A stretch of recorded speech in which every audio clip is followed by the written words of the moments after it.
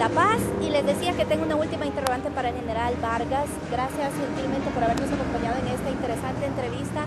Esos segundos en los que se firma finalmente la paz, ¿cómo lo vivió? Con visiones contradictorias, una alegría impresionante, lloré. Las lágrimas me brotaron con espontaneidad. Miedo. ¿Irá a resultar esto o no irá a resultar? ¿En qué problema nos hemos metido? Y era ansiedad. Llamé a mi familia como casi a la 1 de la mañana de Nueva York, creo que eran aquí como las 2, ¿ya? Diciéndoles, se firmó la paz. Y ahora que lo recuerda también veo un poco de lágrimas en sus ojos. Es mucha emoción. Es algo realmente que le agradezco a Dios, porque me hizo útil a mi país, evitar muertes, destrucciones. Hoy tenemos otros problemas, tenemos otros retos, pero eso fue momentos muy grandes para mí. Como digo, le agradezco a Dios.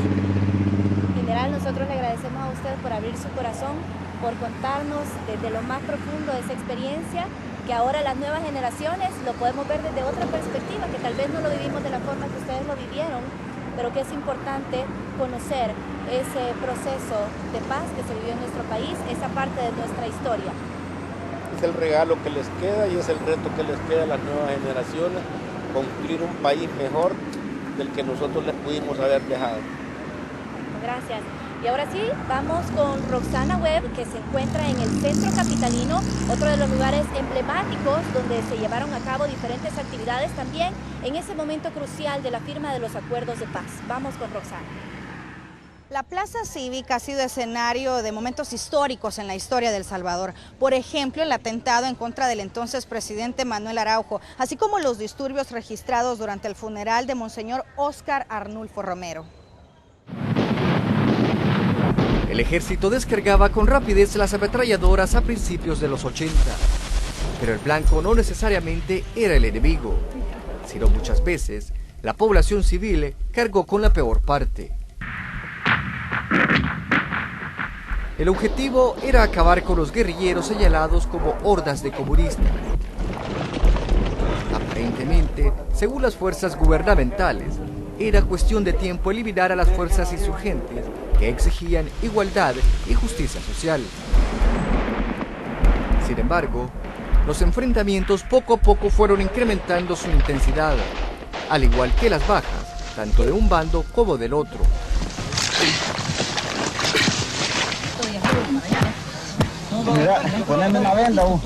En esta disputa armada, la población civil fue la víctima de los ataques indiscriminados. En cada episodio armado, cientos de personas quedaban atrapadas en el fuego cruzado y la desesperación salía a flote, exigiendo al gobierno un cese a la guerra. Chato Vargas nos está matando bombardeando, somos civiles, tenemos niños, ya no hay algo para dónde ir. Pero era todo lo contrario. El ejército recibía más armamento y entrenamiento de asesores militares norteamericanos, mientras las fuerzas rebeldes del FEBLR eran oxigenadas militarmente por la cooperación internacional que les proveía de armas. Este conjunto de injerencias del exterior desencadenó posteriormente en sendas masacres y represión en contra de la población desarmada. Algunas de esas barbaries se cometieron en Tenancingo, Copapayo y la más representativa de todas, registrada en el Bozote departamento de Morazán. Te faltaría un miembro inferior, sí. El 11 de diciembre de 1981, cerca de 1000 personas, en su mayoría niños, mujeres y ancianos, fueron ejecutados deliberadamente después de haber sido sometidos a torturas y vejámenes. El batallón Atlacatl, unidad élite del ejército, literalmente acabó con la aldea para sembrar terror en la ciudadanía y restar posibles miembros a la guerrilla. Según el gobierno, eran las bases sociales de los insurgentes. Esto obligó a centenares de miles de salvadoreños a emigrar hacia Mesa Grande, Honduras, en calidad de refugiados de guerra, con el afán de escapar de las balas y las bombas asesinas. Para los que se quedaron, la crisis económica se agudizó. La inflación subió del 32 al 54%. La comida escaseaba y los constantes enfrentamientos acorralaban a la ciudadanía, que poseía ninguna o poca esperanza de huir a algún lugar seguro. El gobierno que no tire bombas a los civiles. Luego de cada bombardeo, los heridos salían a flote, en su mayoría infantes, que ni tan siquiera comprendían el porqué de la guerra fratricida. Abrimos la puerta, por favor. ¡Ahí hay prensa, ahí hay prensa, ahí hay prensa! Sin garantías constitucionales, la población estaba condenada al suplicio que antecede a la muerte.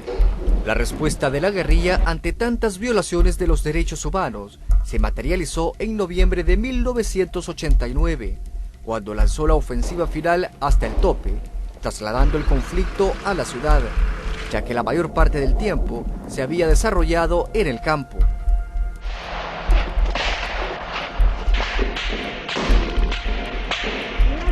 ¿Les pegué? La capital fue citada y el drama humano se vivió en el casco urbano. La masacre de los sacerdotes jesuitas fue la gota que derramó el vaso, y la comunidad internacional exigió el cese al fuego. Puede calmarte. Hermano. Ya va a calmar. Según datos oficiales, los 12 años de guerra cobraron la vida de unas 75,000 personas. Sin embargo, organizaciones no gubernamentales sostienen que las víctimas sobrepasan las 100,000, ya que hubo familias enteras que fueron exterminadas en operativos del ejército llamados de tierra arrasada, sin que algún pariente posteriormente diera reporte de esas muertes, por lo que han quedado en el anonimato. Solo le pido a Dios que el engaño no me sea indiferente. Más de 20 años han transcurrido desde aquel capítulo sangriento de nuestra historia y del que muchos no desean acordarse, ya que sus heridas aún están abiertas. Pero es necesario traer a la memoria estas imágenes y relatos para prevenir que hechos como este vuelvan a ocurrir y que más vidas inocentes paguen injustamente. Desde el Monumento a los Caídos, Javier Mengíbar, Canal 12.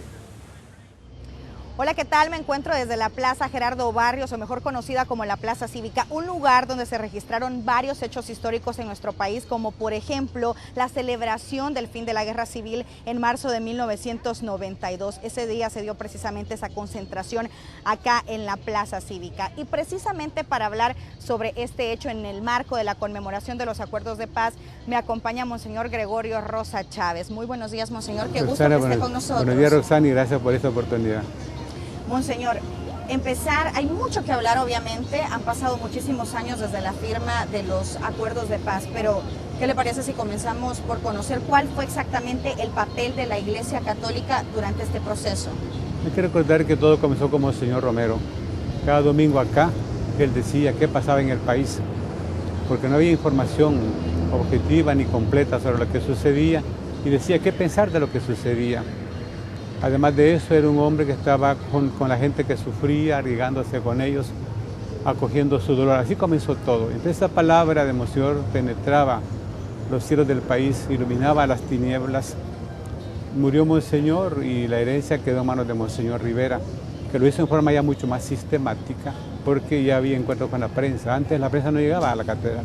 Si tú revisas el diario de Monseñor, casi nunca aparece un medio de comunicación salvadoreño estando con él, algo insólito. Entonces, Monseñor, podemos decir que con la muerte, con el asesinato de Monseñor Romero, ya se marca un nuevo paso, digamos, en la consolidación, en la búsqueda de la paz.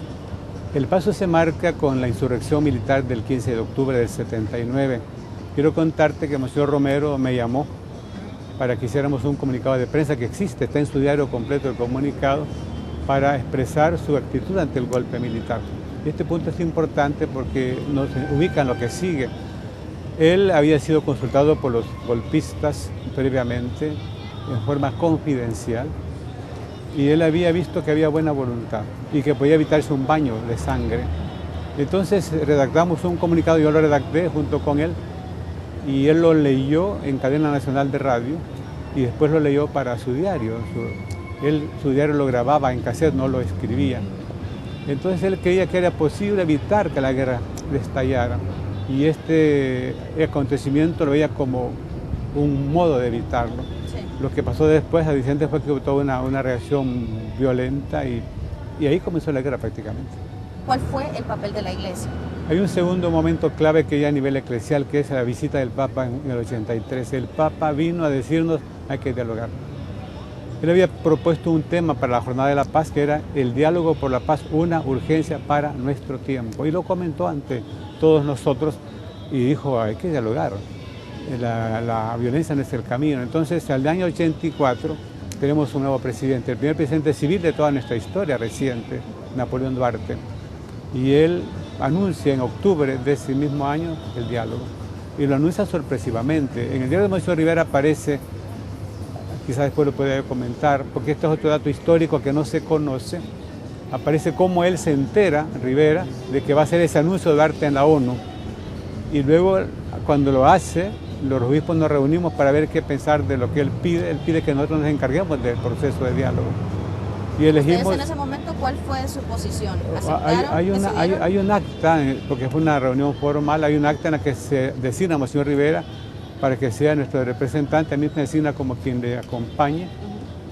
Y hay un tercer obispo que también acompaña, que es Monseñor Cabrera de Santiago de María, que acaba de cumplir 50 años de sacerdocio. Entonces ya entramos formalmente a preparar la primera reunión, la de La Palma, ya por petición de Duarte y con el consenso de la conferencia episcopal. Pero estas conversaciones se dan antes de obviamente de las de 1989, donde ya están Naciones Unidas en esta mesa de diálogo. Digamos, ¿qué pasó durante todo ese lapso? ¿Cuál fue los pasos o el accionar de la Iglesia? Te resumo en 2 minutos todo el proceso del 84 al 89, porque es cuando ya la ONU toma el relevo. Primer diálogo a La Palma, 15 de octubre del 84. Segundo, 30 de noviembre en Ayahuasca, el mismo año. El tercero pasan varios años. Es en el 97 en la Anunciatura. Ese lapso tan largo indica cómo era de complicada la cosa. Después viene un nuevo presidente, Cristiani, entra en el 89, y él propone que el diálogo siga pero fuera del país. Y nos vamos a México en el mes de septiembre de ese año 89, y luego nos vamos a Costa Rica en octubre. En noviembre es la ofensiva y la muerte de los jesuitas. Así se resume lo que fue nuestro caminar con el proceso, siendo los que organizábamos todo para que la gente llegara a la mesa de diálogo. Aún no se habla de negociación. El Monseñor propuso que hubiera una tregua navideña. En el receso se le acercaron los comandantes y dijeron, mire, si lo pedimos nosotros van a creer que estamos débiles. Propóngalo usted, nosotros lo vamos a apoyar. Fue lo único que salió de ese diálogo, que habría una tregua navideña.